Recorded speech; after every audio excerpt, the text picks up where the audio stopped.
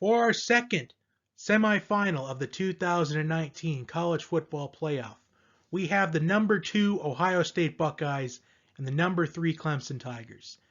And I do not know who to pick in this matchup. I think this game can and will go in either direction. So I don't even know who to pick. I'm not even going to know who to predict until it's time to announce my prediction. Because both these teams, I think they match up pretty evenly against each other. Despite Clemson not playing as competitive competition as Ohio State has this season. Because Clemson, the best team they've played so far, at least from a rankings perspective, is Virginia. But as far as an overall talent level, is Texas A&M, who ended up going 7-5 this season. And Ohio State, they have played big teams. They've played teams like Michigan. They've played Penn State. They've played Wisconsin twice. So Ohio State, they've played some serious competition this season. Especially towards the end of the season, playing Penn State, Michigan, and Wisconsin in back-to-back-to-back weeks. So coming into this game, Ohio State is coming in with the top scoring offense in college football, scoring an average of about 49 points per game, which is first in the FBS. Clemson is coming in scoring about an average of 46.5, 47 points per game, which is fourth in the FBS. Now, scoring defensive-wise, these are the top 2 scoring defenses in the country. Clemson's at number 1 in the country, giving up only an average of 10.6 points per game. While Ohio State, they're coming in at second in scoring defense, only giving up an average of 12.5 points per game, which is, they're actually tied with Georgia for second in scoring defense in college football.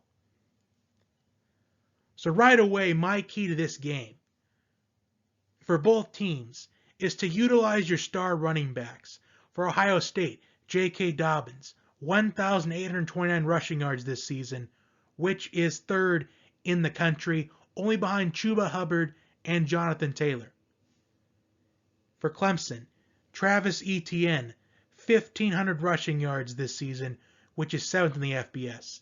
And Travis Etienne had a big season last year at running back for Clemson. So utilizing your star running backs is what's going to be what I think is going to set the tone for this matchup, because both of these secondaries are the best 2 in college football. Clemson's secondary has forced 17 interceptions off of opponents this season, which is a tie with Baylor for, I believe it's second in the FBS, only behind Oregon, who's forced 19 interceptions off of opponents. And Ohio State, they can force turnovers as well. But one thing that I think is going to be a huge equalizer is the quarterback play. Clemson does have experience in the college football playoff compared to Ohio State. Trevor Lawrence is one of those guys on offense that has experience, but there is experience on Clemson's defense too.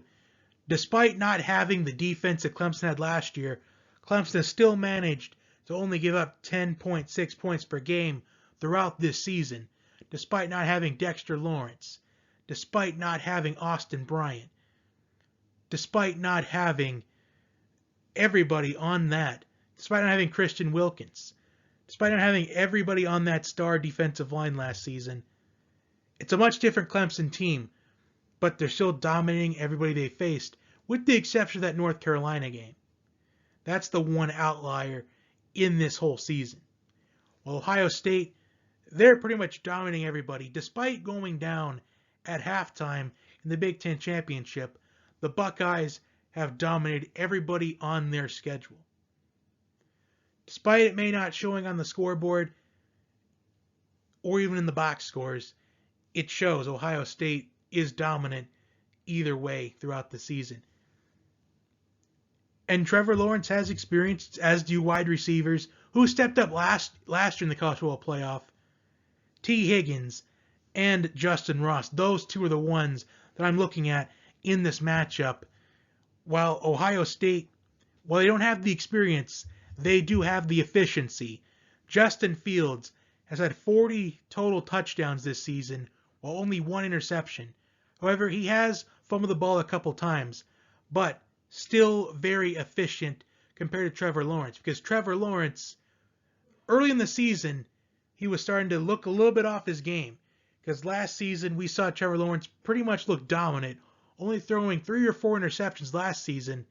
But we saw Trevor Lawrence throw probably about 6 interceptions in the early portion of the season. But Trevor Lawrence has improved the further along the season has gone along for the Clemson Tigers. So, keys to the game. As I already covered, utilizing your star running backs.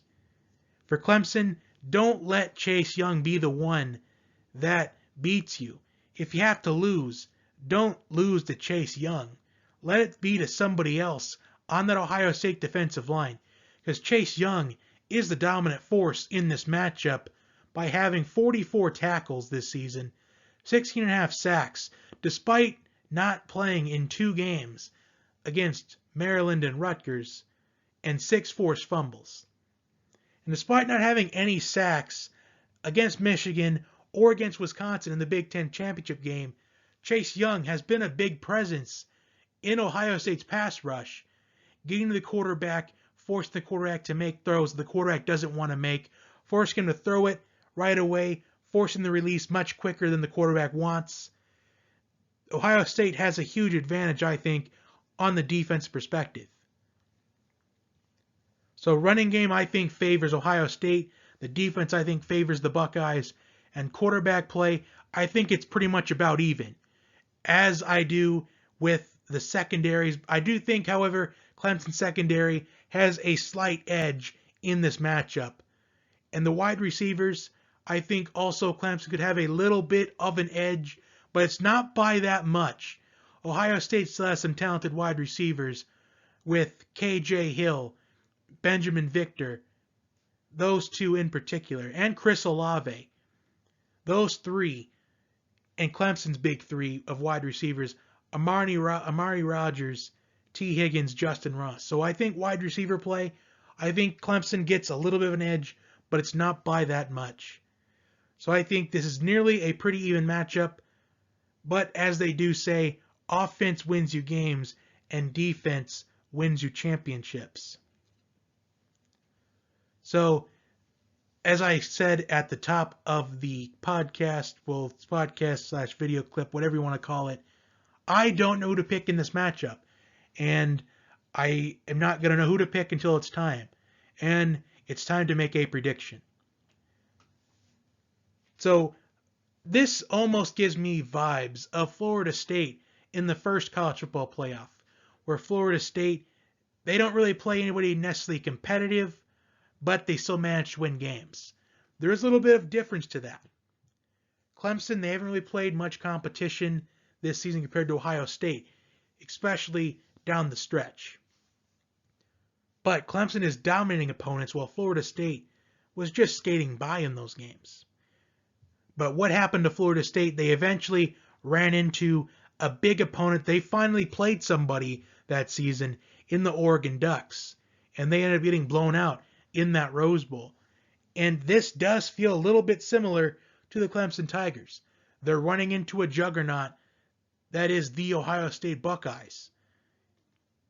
But I think this game is going to be really close. I'm not expecting, despite these offenses being one of the best in scoring offense, and despite these 2 teams being the top 2 in scoring defense, I'm expecting a little bit of points, but I'm not expecting a lot of the points. Like, I'm not expecting this to be a shootout of 42-38.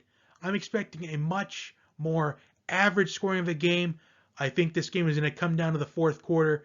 It's going to be determined in the trenches, but by a score of 27-23, winning this semifinal matchup, I have the Ohio State Buckeyes winning by a score of 27-23.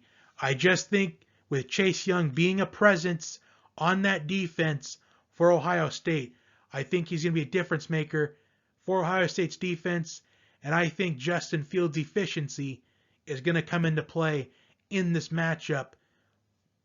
Despite these teams being pretty dominant in their secondaries, I just think Ohio State's wide receivers are going to make a play that Clemson's wide receivers can't. Because Ohio State, they have been in some competitive matchups. While Clemson, they've only been in really one competitive matchup this season, and it's their outlier against North Carolina, where that was a game where they completely got out-coached and they got outplayed, but they had to find a way to win. But Ohio State is a much different animal than North Carolina is, because North Carolina ended the season 6-6. Ohio State ended the season 13-0 as the Big Ten champion to get them in this college football playoff. So by a score of 27-23, I have the Ohio State Buckeyes advancing to the national championship game. However, I'm not sleeping on Clemson, though. I think Clemson can easily win this game, but I just think from my observation, I think this is a matchup that Clemson will finally get to play a big-time opponent, but then the big-time opponent ends up coming in and beating Clemson in a very close game. I don't think this game is a blowout. I just can't see a blowout from either team. But I think the Buckeyes, they'll win at the very end, 27-23, to advance to New Orleans in the national championship game.